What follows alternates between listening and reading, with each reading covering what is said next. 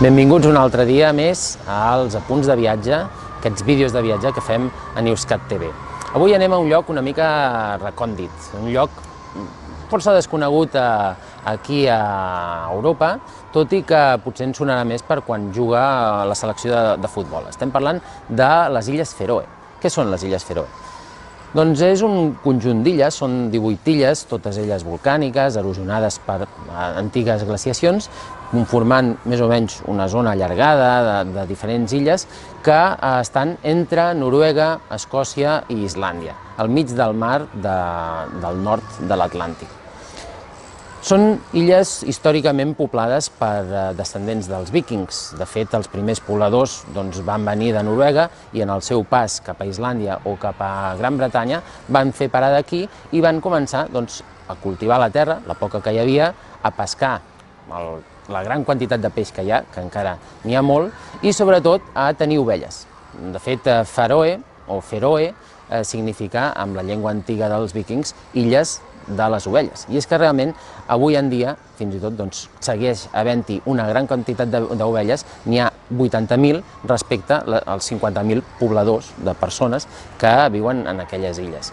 Són unes illes també una mica curioses. Depenen administrativament de Dinamarca, però tenen una autonomia completa.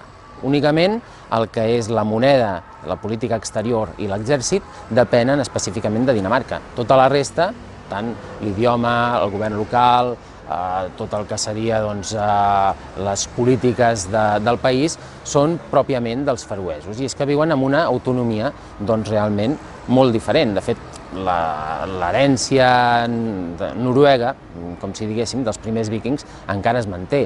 Ells parlen el feroès, que és una llengua molt més relacionada amb l'islandès i que realment té les seves traces en aquella llengua original dels vikings que no pas el danès, que és una llengua molt més evolucionada. En aquestes illes hi trobarem també moltes altres tradicions d'aquests antics vikings. Per exemple, tenen menjars una mica que s'han conservat des d'aleshores. Un d'ells és el pernil d'ovella, que assequen al vent, o fins i tot el peix sec, que com que els mantenia durant l'hivern, l'havien d'anar pescant contínuament i assecant amb un vent que, això sí, és continu en les illes. De fet, les illes, els anglesos les anomenen amb les 3 Ws. Són les wild, wet and windy, que significa salvatges, humides i ventoses. I realment hi ha alguns acudits, per exemple, que diuen que si no t'agrada el temps que està fent ara, espera't 5 minuts perquè canviarà de seguida i potser t'agradarà més. Aquesta climatologia especial fa que sigui realment una experiència salvatge. Aquí una de les grans atraccions de les illes poden ser, per exemple, veure el penya-segat arran de mar més alt d'Europa. És l'Eniberg, amb 754 metres, tallats específicament sobre del mar i que anant-hi amb una barqueta a la base el veus d'una manera fabulosa allà dalt. O, per exemple, també les grans colònies d'ocells que hi ha. Parlàvem de 80.000 ovelles, però és que d'ocells hi ha més de 2 milions de parelles nidificants, de manera que és un lloc que pels ornitòlegs és un punt de referència per veure algunes de les espècies més importants de l'oceà Atlàntic.